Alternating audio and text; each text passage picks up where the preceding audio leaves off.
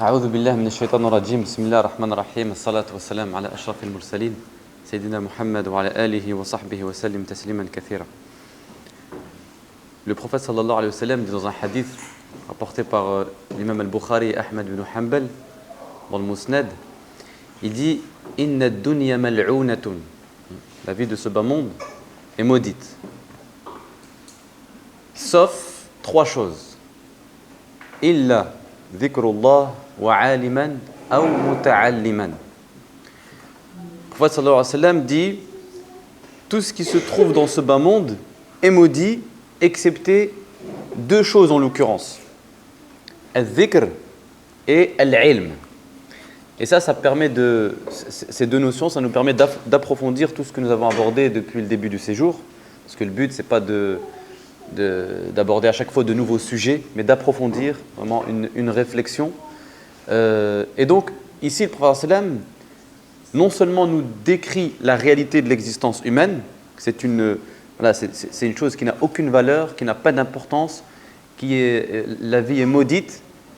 Seul le dhikr, le souvenir d'Allah Ta'ala, et l'ilm, aliman ou muta'alliman, c'est-à-dire celui qui transmet et celui qui apprend.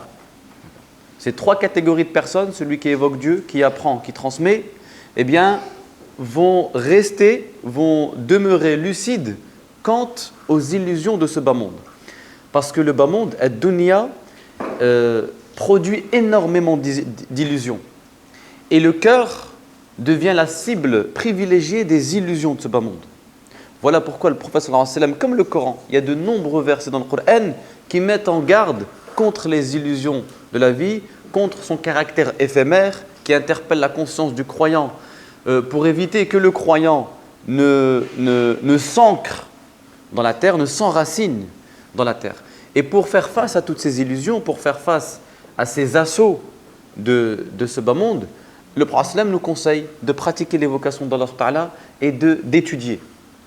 D'étudier, parce que c'est les deux façons de demeurer dans un état de vigilance intérieure quant aux intrusions des illusions de la vie. Pourquoi ? Parce que quand les illusions entrent et parviennent à trouver des portes d'accès au cœur, elles finissent par biaiser notre regard sur la réalité.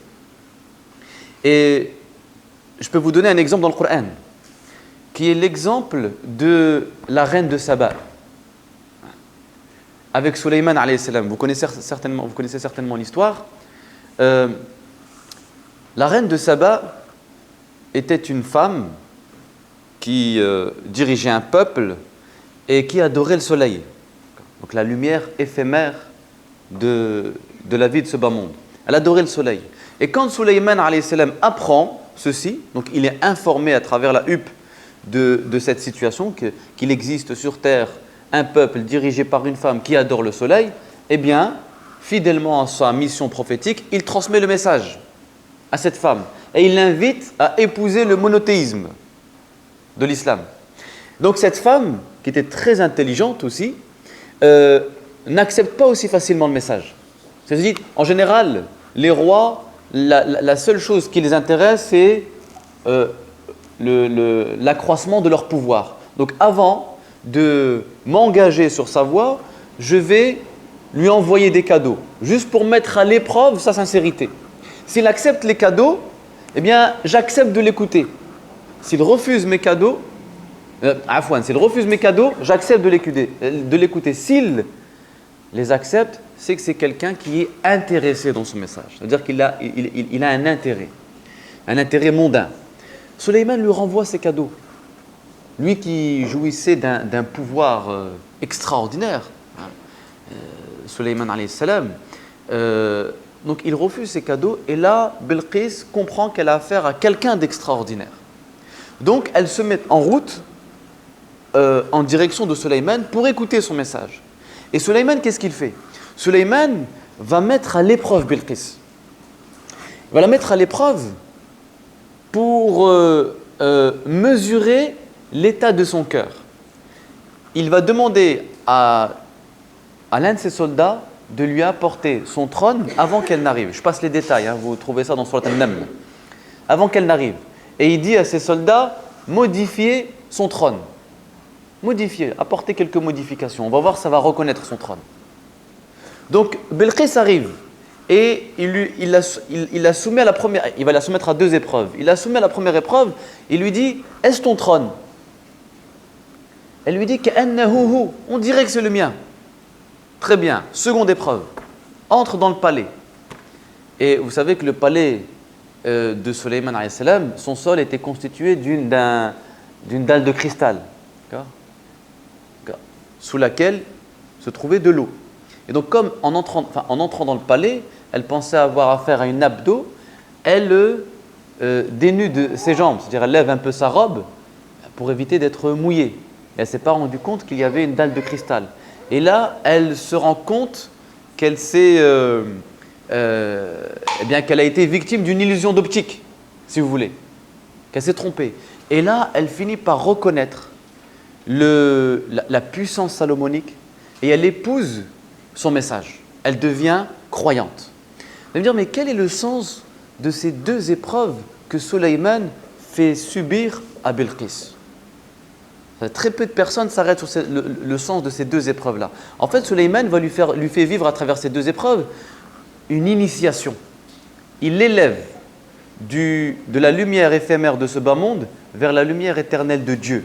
Et il lui fait comprendre, vous savez, il lui dit, en fait, la rectitude de la vue témoigne de la droiture du cœur. En fait, l'état de ton cœur est en fonction de la manière dont tu perçois les choses. Si tu as été victime d'une illusion d'optique, c'est parce que ton cœur est habité par de fausses croyances. C'est parce que ton cœur est habité par des illusions. Et ce sont ces illusions-là qui t'apportent une vision altérée de l'existence humaine. Et chaque fois qu'une illusion s'introduit dans notre cœur, elle biaise notre perception des choses. Nous la voyons de manière biaisée. Et voilà pourquoi Allah nous met systématiquement en garde contre les illusions. Al-ghurur, en langue arabe, al-ghurur, al-gharour sont des notions centrales dans le Coran. Al-gharour, c'est le séducteur, c'est Shaitan en l'occurrence. Et la vie de ce bas monde aussi a un charme, elle a un pouvoir de séduction sur l'homme. Elle a un pouvoir de séduction sur l'homme. Et donc, en fait, tout l'enseignement qu'il faut retenir de ce passage-là consiste à dire que le cœur doit être purifié de toutes ces petites idoles qui viennent s'introduire dans le cœur et qui nous empêchent de percevoir la réalité dans toute sa transparence métaphysique. Ça veut dire que pour éviter de réduire le monde à son apparence physique et la percevoir dans sa transparence métaphysique, eh bien, tout est une question de pureté et de purification du cœur. Pureté et de purification du cœur. Ibrahim alayhi salam, à un moment donné, quand il interroge les astres, il observe l'étoile et il dit « Voici mon Dieu ». Il dit « Voici mon Seigneur ». Mais avec le jour, l'étoile disparaît et il dit « Mais je n'aime pas les dieux qui disparaissent ». Alors il se met à adorer la lune. C'est la même chose qui se produit. Et ensuite le soleil. Et en fait là, il vit une petite initiation qui le conduit de la lumière éphémère des astres vers la lumière éternelle d'Allah subhanahu wa ta'ala. Il comprend que ces lumières qui brillent, ces astres qui brillent ne sont que des lumières éphémères. Elles produisent des ombres, mais elles ne sont pas la source de la réalité véritable. C'est tout l'exemple, tout le symbole du soleil et de la lune. Vous savez, dans le Coran, Allah dit Huwa alladhi khalaqa ash-shamsa diya'an wal qamara noura. Regardez bien dans le verset. Il faut être attentif à chaque mot. Ici, Allah dit c'est lui qui a créé le ciel diya'an et la lune nouran. Sauf que pour beaucoup, ad-diya' ou an-nur sont synonymes. C'est la lumière. Si Allah dit diya pour soleil et nur pour la lune, c'est pas par hasard. Ad-diya en langue arabe, c'est la source primaire, celle qui produit elle-même sa lumière, comme le soleil. Le soleil produit lui-même sa lumière. An-nur, c'est une source secondaire, c'est quelque chose qui apporte de la lumière par reflet. Parce que la lune reflète la lumière du soleil. Eh bien, il faut considérer ce bas monde, non pas comme diya'an, ça veut dire comme produisant elle-même sa lumière, mais considérer ce bas monde comme le reflet de l'autre monde, comme l'image de l'autre monde. Et d'ailleurs, le mot dunya et le mot akhira sont employés 115 fois chacun. C'est pour noter la symétrie. Ça veut dire qu'il y a un reflet, il y a une image. Ad-dunya n'est rien d'autre que le reflet de l'au-delà. Mais celui qui croit que dunya est la réalité et qu'elle produit elle-même sa lumière et qu'elle n'est pas le reflet de l'au-delà, c'est lui qui va prendre la vie de ce bas monde comme sa demeure principale. Parce qu'il se trompe. Il confond la réalité avec les apparences. C'est comme les habitants de la caverne de Platon. Pour ceux qui l'ont déjà, notamment l'étudiant en terminale, ça au moins, au lycée, la caverne de Platon, c'est des... pour faire très simple, c'est comme au cinéma. Vous voyez, vous avez déjà été au cinéma. Eh bien, à un moment donné, le film est projeté par un projecteur, d'accord, qui est derrière. Eh bien, dans la caverne, c'est pareil. C'est des gens qui sont assis sur une chaise et il y a des images qui défilent sur le mur, en fait, qui ne sont rien d'autre que l'ombre et le reflet de personnes qui marchent derrière elles. Et ces ombres sont produites par un petit feu allumé à côté d'eux. Et ces gens-là confondent les ombres avec la réalité. Ils pensent que ce qu'ils voient dans le mur est la réalité. Ils ne comprennent pas que ce ne sont rien d'autre que le reflet ou l'image d'une réalité qui est derrière eux, qui leur est supérieure. Voilà pourquoi Platon dira que le véritable philosophe, et chez Platon, le philosophe, c'est le sage.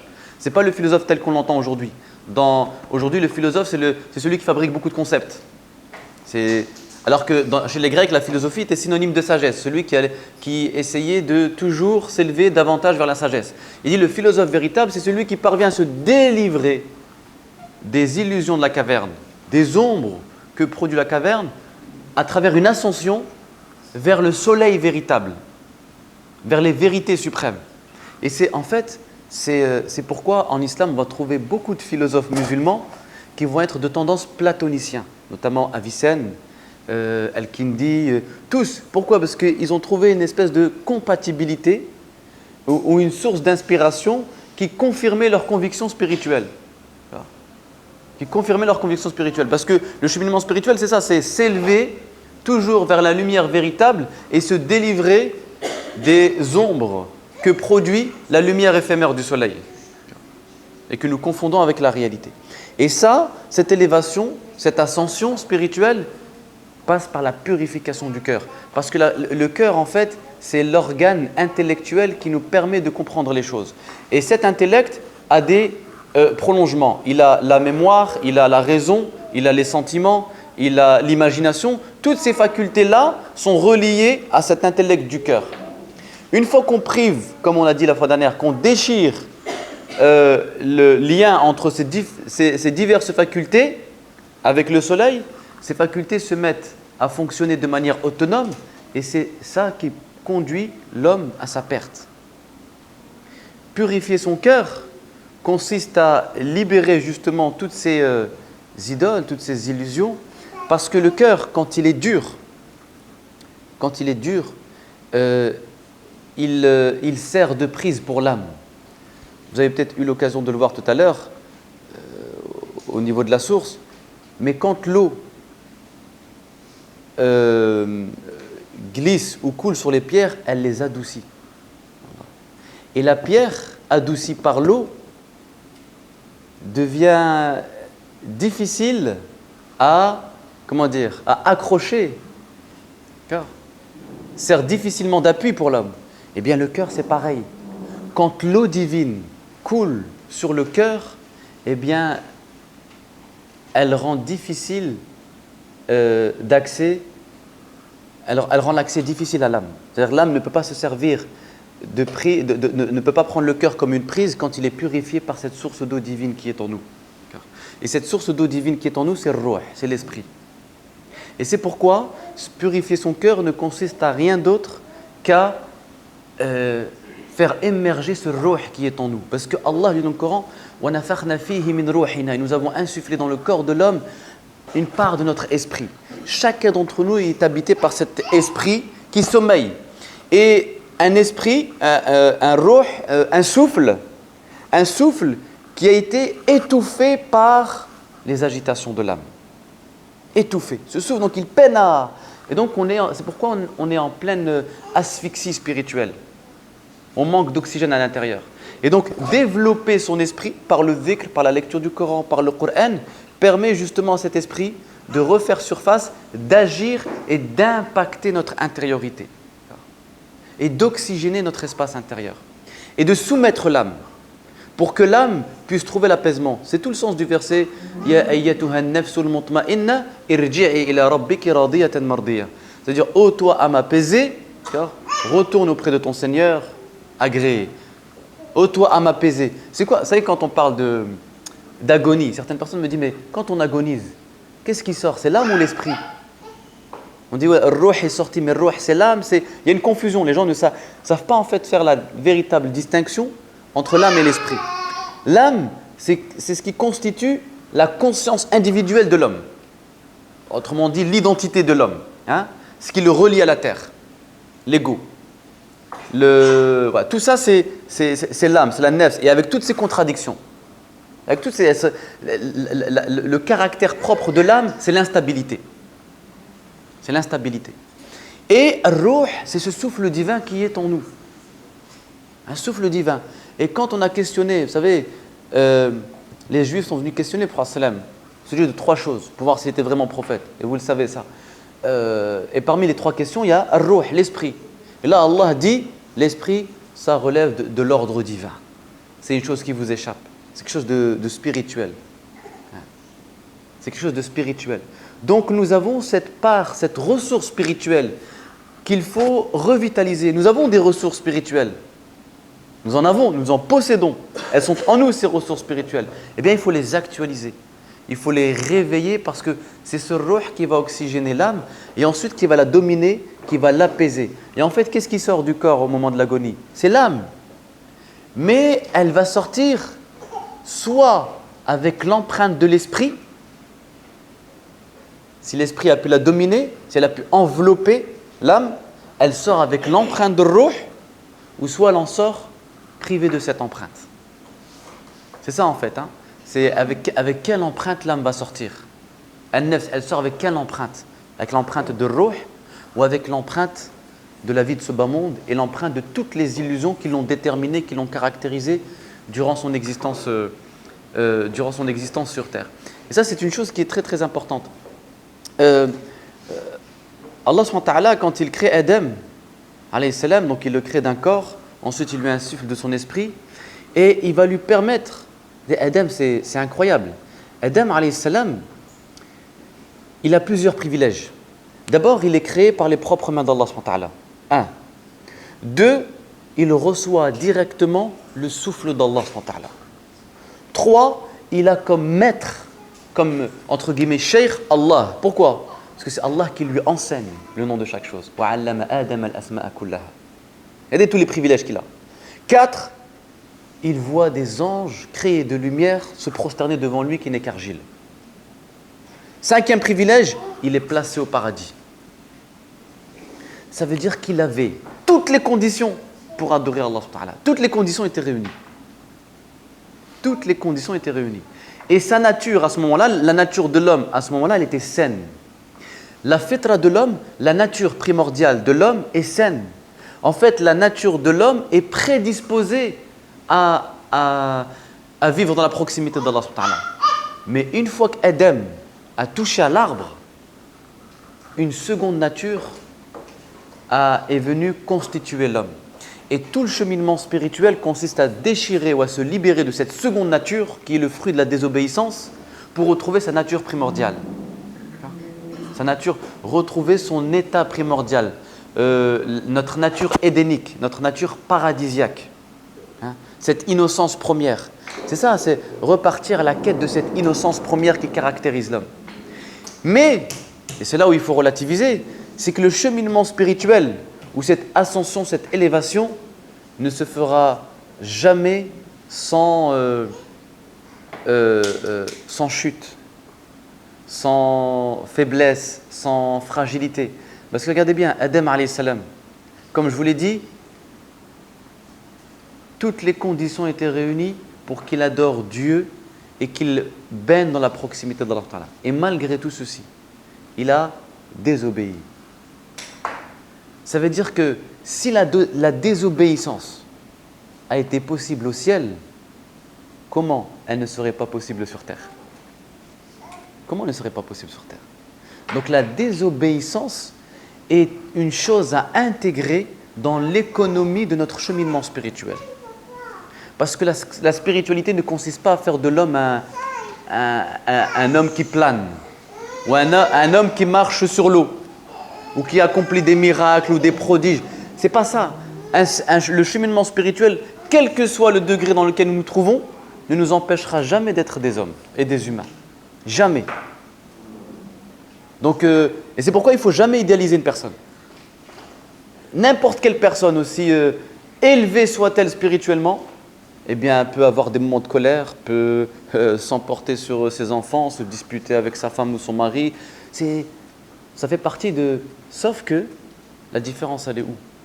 La différence, il y a deux catégories de personnes. Il y a ceux qui ont une nature substantiellement bonne et qui commettent accidentellement des erreurs. Et il y a ceux qui ont une nature substantiellement mauvaise, bien qu'ils commettent accidentellement quelques biens. Vous avez compris? Et en fait, l'idée, c'est d'avoir une nature substantiellement bonne, même si il nous arrivera de commettre des erreurs pas accidentellement. Ça veut dire que ces erreurs ne sont pas constitutives de ma nature, c'est un accident. Mais quand l'erreur devient déterminante et qu'elle constitue la substance de ton être, c'est là où c'est problématique. C'est là où il faut se remettre en question. Et c'est pourquoi Allah, comme le prophète sallam, a toujours pris en considération les limites de l'homme. Et à l'époque même du prophète sallallahu alayhi wa sallam, des compagnons ont commis des erreurs très graves. Adam déjà, c'est une erreur qui est considérable.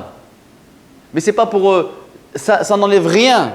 Attention, ça n'enlève rien. Il ne faut pas être réducteur. C'est pour nous dire, en fait, c'est pour nous rappeler ce que nous sommes avant tout. Donc il ne faut pas... Omar ibn al-Khattab, radiyallahu anhu, et subhanallah, il avait une nature substantiellement bonne. Il avait le sens du discernement. On n'appelle pas pour rien al-Farouq. Et pourtant, regardez bien, lors de Hilf al-Hudaybiyah,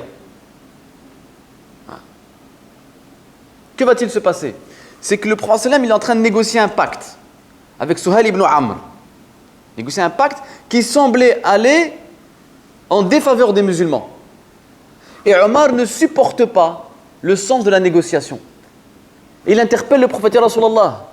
Et lui, il avait sa fierté. Comment ça? Nous sommes en position de force. C'est vrai qu'à ce moment-là, les musulmans étaient en position de force. Ils pouvaient entrer à la Mecque sans problème.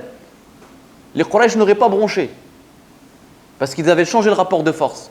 Mais le prophète faisait beaucoup de concessions. Des concessions qui déroutaient certains compagnons, notamment Omar. À tel point que Omar, il commet une erreur assez grave. C'est qu'il sème le trouble chez les musulmans. Dans leur campement. Il a semé le trouble. Subhanallah. Mais son comportement était accidentel par rapport à ce qu'il est substantiellement. Il a semé le trouble. Il a créé une espèce de désordre. À tel point que les musulmans n'ont pas obéi au prophète sallallahu alayhi wa sallam. Quand il leur a demandé de se raser la tête et de sacrifier leurs bêtes. Il leur a dit sacrifiez vos bêtes et rasez vos têtes. Personne n'a écouté le prophète sallallahu alayhi wa sallam. Pourquoi? À cause du trouble qu'avait semé Omar ibn Khattab. C'est sa femme, la femme du prophète, alayhi salatu wa sallam, qui va lui dire écoute, ne parle pas, agis. Et toujours le sens de l'exemple. Montre l'exemple. Rase-toi la tête, sacrifie tes bêtes, ils vont te suivre. Allah. Donc Omar commet une erreur, mais c'est une erreur accidentelle par rapport à ce qu'il est, au fond. Le compagnon, Tha'laba, il a commis un acte très grave. Vous savez ce qu'il a fait? C'est que, justement, avant Sulh al-Hudaybiyah, le prophète sallam fait un rêve où il se voit entrer à la Mecque pour accomplir al-Umrah. Et Tha'laba apprend ceci, il est informé. Et donc, qu'est-ce qu'il fait? Il donne un message à une femme, il lui dit « Va transmettre ce message aux Quraysh, leur disant que le prophète et les musulmans arrivent à accomplir l'Umrah. » Il vient de trahir le secret du prophète. Il ne devait pas informer les Quraysh. L'ange Jibril alayhi salam informe le prophète. Il dit Rasulallah, une femme s'apprête à aller transmettre un message divulguant votre secret. Donc il va aller intercepter cette femme va dénoncer Tha'laba Et quand le prophète va aller voir Tha'laba, il va dire mais pourquoi tu as fait ceci? C'est un compagnon qui a fait Badr, qui a fait Uhud. Et vous savez, ceux qui ont fait Badr sont... ceux qui ont fait Badr, ils sont inégalables. Lui, il a fait Badr. Subhanallah. Et il dit pourquoi tu as fait ça? Parce que j'ai des gens de ma famille à la Mecque. Et j'avais peur que cette situation, votre arrivée à la Mecque, crée un trouble, une guerre, et ma famille en paye le prix. C'était juste pour protéger ma famille. En fait, un moment de faiblesse. Il a fait passer sa famille avant la vérité.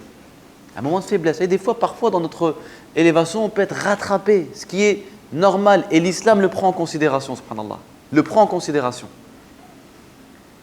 Et le prophète sallam l'a pardonné. Et il a interdit formellement à tous les compagnons de parler en mal de lui.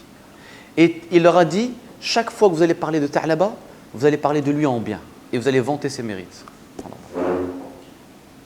Ka'b ibn Malik, Ghazwat Tabouk, comme une erreur grave. Le prophète, il a besoin de son armée pour aller combattre les Byzantins. Et c'était le voyage de l'épreuve. C'était un voyage extrêmement... Ça, on est quelques temps avant la mort du prophète. La Ghazwat Tabouk, c'est à la fin de la vie du prophète. Ka'b ibn Malik n'a pas été de la partie. Par paresse et par amour pour les biens. Parce que c'était la saison des récoltes et il ne voulait pas passer à côté de ces récoltes. Donc, il disait, bon, je vous rejoins demain, après-demain. Vous savez, la procrastination. Et finalement, il ne les a pas rejoints. Le prophète, les musulmans sont arrivés là-bas, à Tabouk. Finalement, les Byzantins ne se sont pas présentés. Ils sont revenus. Et là, le prophète sallam a dit, personne n'adresse la parole à Ka'b ibn Malik. Et à d'autres compagnons en l'occurrence. Mais Ka'b, en particulier, je le cite parce que son histoire est citée dans le Coran. C'est dans le Coran. Il dit, personne ne parle. Ensuite, il va aller voir sa femme. Il va lui dire, tu ne partages plus la couche avec ton époux. Le prophète dit ça à la femme de Ka'b. Pendant 40 jours, Ka'b est, entre guillemets, boycotté. Il va aller voir Abu Bakr Siddiq. Et Abu Bakr fait, ne lui répond pas. Ya Omar, Ya Rasulallah. Personne ne lui accorde de l'attention. Et subhanallah, regardez bien. Là où les hommes lui avaient fermé la porte, qu'est-ce qui va venir l'innocenter?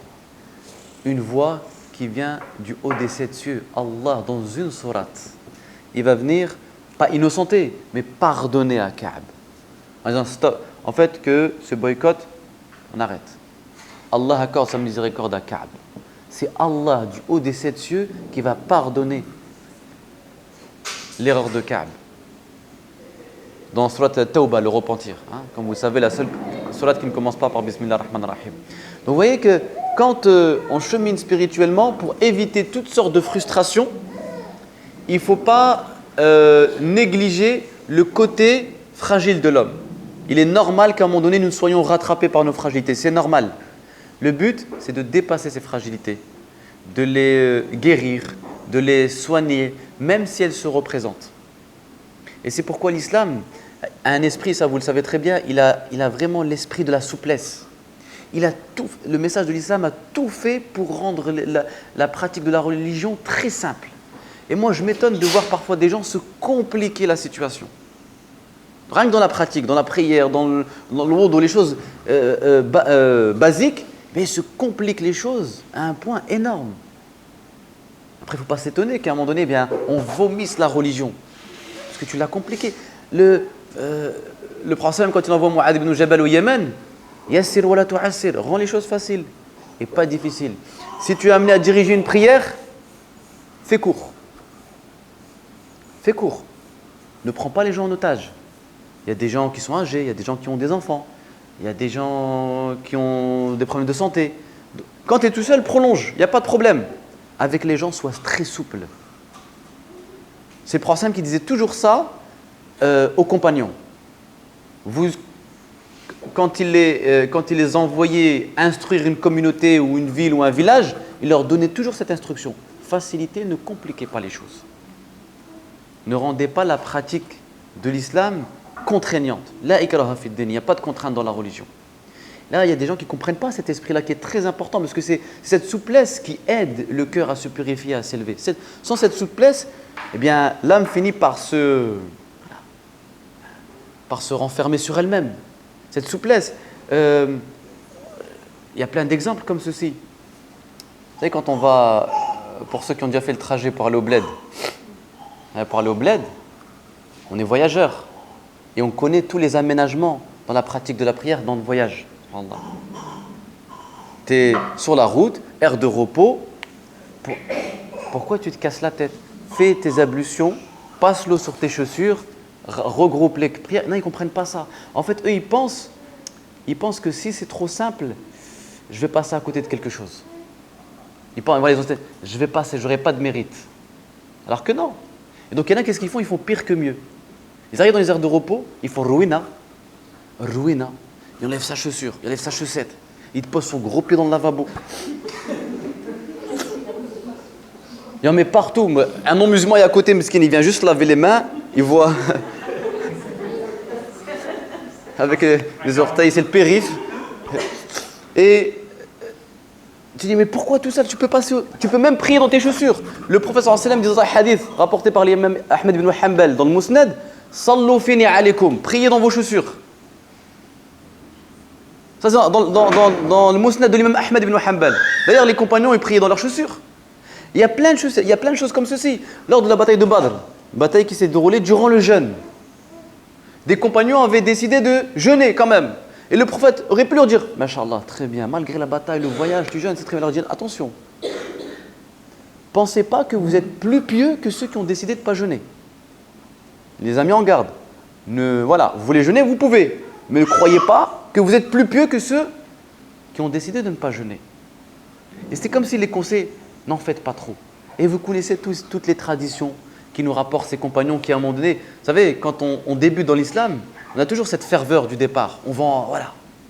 On veut apprendre Stan Hizib en une semaine, on veut jeûner lundi, le jeudi, on va faire Qiyam Layl tous les soirs. On a tous cette ferveur du départ qui tient une semaine, pour vraiment une semaine, 15 jours. Et donc on a des compagnons comme ceci, pour ceux qui ne savent pas, un compagnon qui passait son temps à prier, à jeûner, à lire le Coran. Et un jour, le prophète lui dit, dans Sahih al-Bukhari, il dit à ce compagnon, écoute, ton corps a des droits sur toi, ta femme a des droits sur toi, tes voisins ont des droits sur toi. C'est-à-dire qu'à un moment donné, il faut trouver un équilibre. Et il a même maudit, le prophète maudit très rarement, le prophète a maudit ceux qui commettaient des excès dans la religion. Il les a maudits, c'est très grave. Il a dit, maudits soient ceux qui commettent des excès dans la religion, qui veulent en faire trop. Quand on fait trop, c'est le signe, la plupart du temps, d'une pauvreté intérieure. C'est le signe d'une pauvreté intérieure. Parce que plus tu comprends ta religion, plus tu as un rapport décomplexé à ta foi. Tu as un rapport souple à ta foi. Moins tu comprends ta religion, plus tu as une relation très tendue à l'islam, très rigide. Parce que tu n'as pas d'assurance spirituelle intérieure. Tu manques de sérénité. Et quand tu manques de sérénité, tu mises sur la rigidité. Tu compenses par la rigidité. Tu es là à vouloir t'imposer des choses. Mais en réalité, plus on se rapproche d'Allah, mieux on comprend la religion, plus nous devenons souples, plus nous avons une foi détendue, plus nous avons une foi qui nous humanise. Parce que la foi, au contraire, humanise l'homme. Elle ne le déshumanise pas. Elle le rend homme. Parce que l'humanité, c'est quelque chose qui s'acquiert en fait finalement. C'est pas gagné. Être un homme, c'est être un humain, c'est une chose qui se gagne au prix d'une élévation, au prix d'un cheminement. Et ceci ne nous empêchera pas de rester des êtres humains. Vous savez, un jour, il y a un homme un homme à l'époque de Bouddha qui, pendant 6 ans, essayait de traverser une rivière à pied. Donc il s'adonnait au bouddhisme et s'adonnait à des pratiques de méditation, etc. Il s'est dit, je vais essayer d'atteindre un degré de spiritualité qui va me permettre de pouvoir traverser à pied la mer. Il a fait ça pendant 6 ans. Quand Bouddha, fondateur du bouddhisme, apprend ceci, il va interpeller l'homme. Il dit, écoute, moi pour traverser cette rivière, j'ai donné 1 sou à un batelier, il m'a fait traverser sur sa barque. Tout simplement. Il lui a donné 1 sou, il m'a fait... En fait, il lui fait comprendre, tu es à côté de la plaque. crois pas que la spiritualité, son but, c'est de faire faire des prodiges surnaturels. Non. Il y a une barque, pourquoi tu te casses la tête? Monte et hop, elle va te faire traverser le... Et dernière des choses, pour conclure, c'est que la plupart du temps, ce qui préoccupe le croyant, c'est de se dire, voilà, je pratique, je fais le dhikr, matin et soir. Je prie, je lis le Coran, il y a walou, il n'y a rien. Mon cœur est insensible. Et parfois c'est l'une des raisons qui conduit certaines personnes à arrêter tout ceci. Bon, j'ai fait le dhikr, ça ne marche pas, lecture du Coran, je ne ressens rien. Mais en fait, ça, c'est faux. Chaque prière, chaque dhikr, chaque lecture du Coran, même s'il n'y a pas une présence totale du cœur, a un bénéfice sur soi. Une fois, il y a un homme qui tous les jours allait remplir deux pots d'eau dans une rivière. Donc, il avait un bâton aux extrémités duquel étaient accrochés deux seaux, deux pots, qu'il portait comme ça sur ses épaules, et puis il allait remplir ces deux seaux d'eau. Le problème, c'est que le seau de gauche était fêlé, était troué. Donc, chaque fois, avant même d'arriver à son domicile, le seau qui était situé à sa gauche se vidait. Et le seau qui était à droite, restait rempli. Et un jour, le seau de gauche, on a eu marre, il a pris la parole. C'est un conte. Jamais certain, il va dire, ouais, Sofiane est en train de dérailler. Il dit, cher maître, voilà, je tiens à m'excuser parce que je dois être un poids pour toi. Tu essaies de me remplir d'eau, mais j'ai un défaut. J'ai un trou, je suis fêlé et je ne parviens pas à contenir ton eau jusqu'au domicile. Contrairement à mon collègue de droite qui apparemment est très bien et j'en suis désolé. Le maître ne dit rien. Et le lendemain, il retourne à la rivière. Il remplit les seaux. Puis à un moment donné, sur le chemin, il s'arrête et il s'adresse au seau de gauche. Il lui dit, regarde sur ta gauche. Tu vois les fleurs? Eh bien, elles ont pris vie grâce à l'eau que tu perdais. Grâce à l'eau que tu perdais. Vous avez compris? Cette eau qui tombait, à chaque fois, a permis à ces fleurs de revivre. Il y a plein de sagesse dans cette petite histoire. Mais il n'y a pas un dhikr que tu fais, une lecture que tu fais, même si ça rentre là et ça sort de l'autre côté, ça permet à quelque chose dans le cœur de fleurir. Ça redonne vie à quelque chose. Parce qu'il y a toujours un effet mystérieux dans le dhikr qui se produit dans le cœur, même si la conscience ne le ressent pas. Et ça, c'est très important. Wallahu a'lam wa a'la wa ahkam wa sallallahu ala sayyidina Muhammad wa ala alihi wa sahbihi wa sallam tasliman kathira.